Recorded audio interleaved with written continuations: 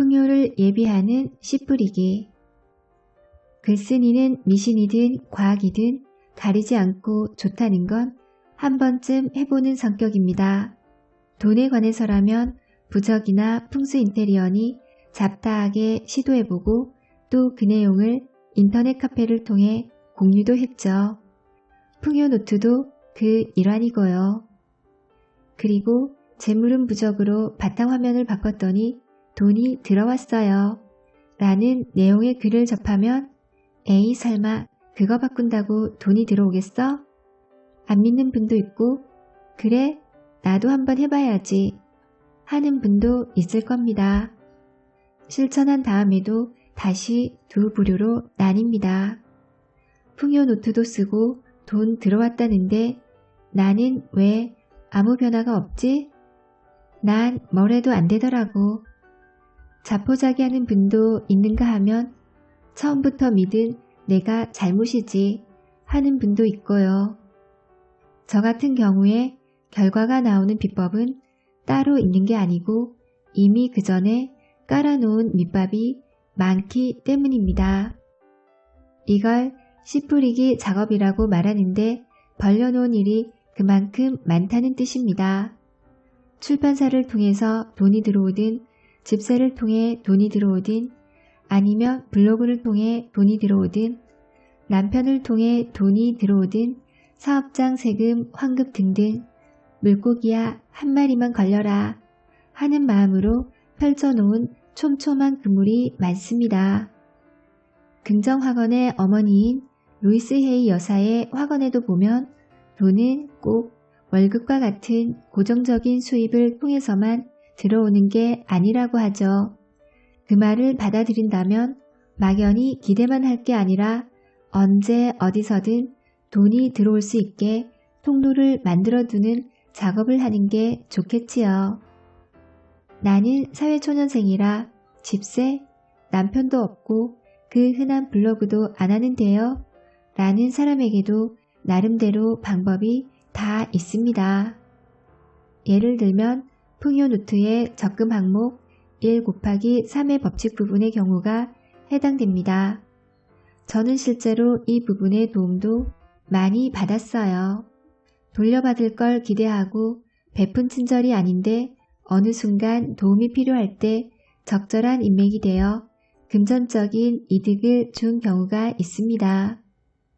책을 출판하는 과정에서 종종 이런 도움을 받았고 가장 쉽게는 엘리베이터에서 자주 쿵쾅거리는 윗집 아이를 착각하며 쓰다듬어 보냈더니 윗집에서 미안하다며 행주랑 세제 선물 세트도 보내왔었고요.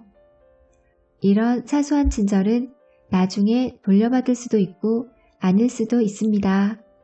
하지만 적어도 친절을 베푼 순간 내가 먼저 기분이 좋아진다는 장점이 있어요.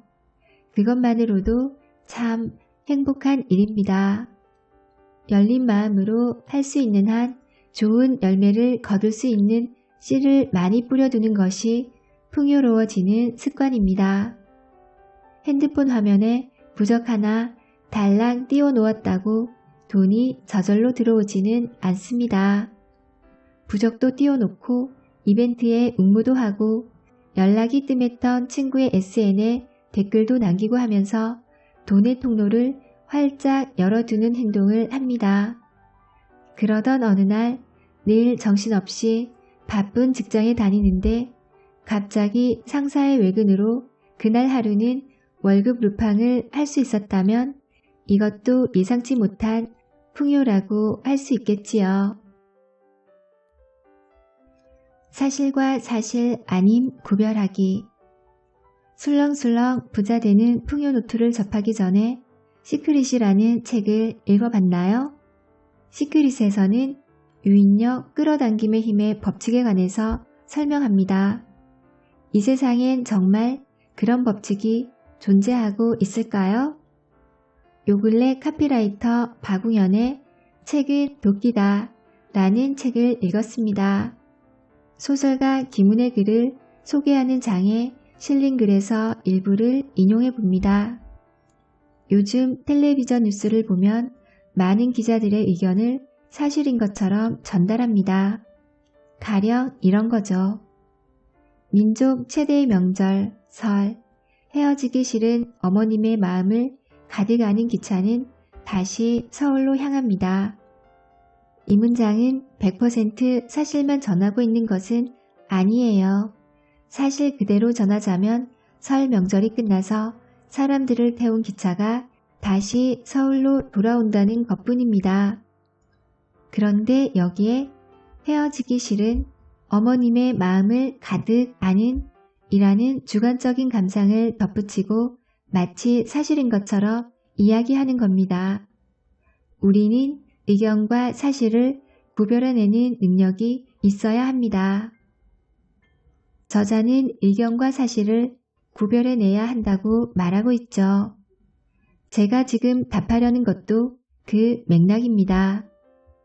의견과 사실, 바꿔 말해서 사실과 사실 아님을 구별하라는 것입니다.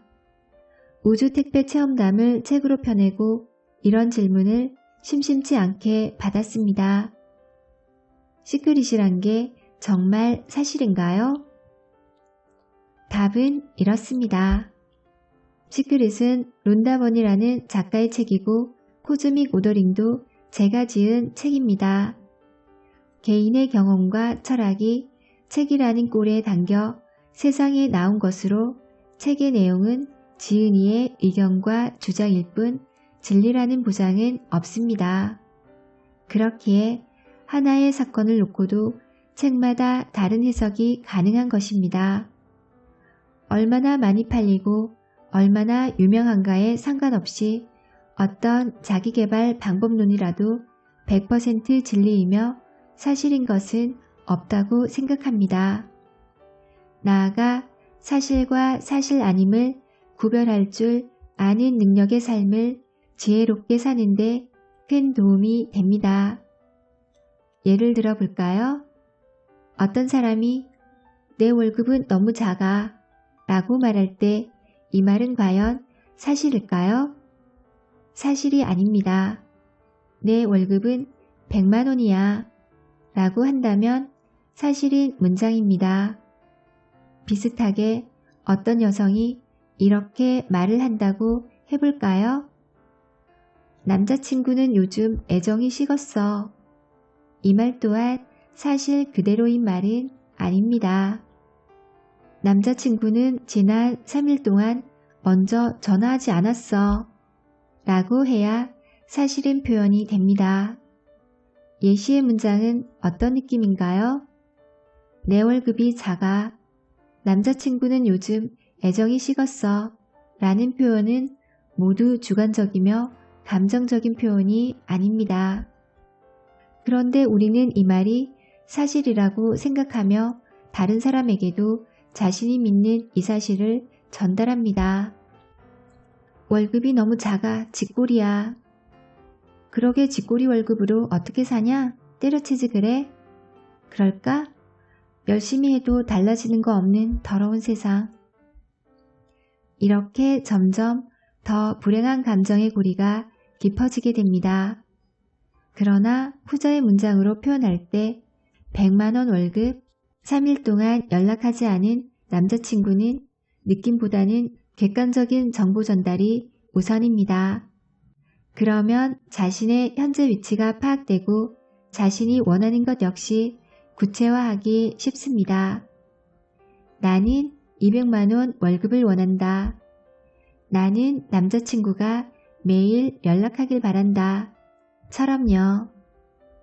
객관화를 하면 많은 분들이 그리도 어려워하는 내가 원하는 게 뭔지 모르겠다의 고민에서 좀 더 쉽게 벗어날 수 있습니다.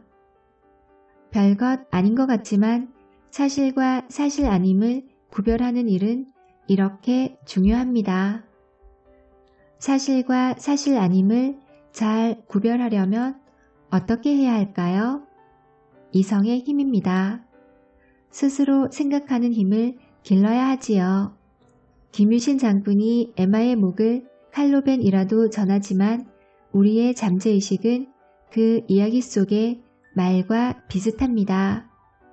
술에 취한 듯 멍한 정신 상태에서 잠재의식이라는 말은 늘 가던 곳, 이제 더 이상은 발길을 끊어야 하는 그곳으로 여전히 나를 데려다 놓을 것입니다. 이성의 힘으로 잠재의식이라는 말의 고삐를 그려지어야 자신이 원하는 곳으로 갈 수 있지요.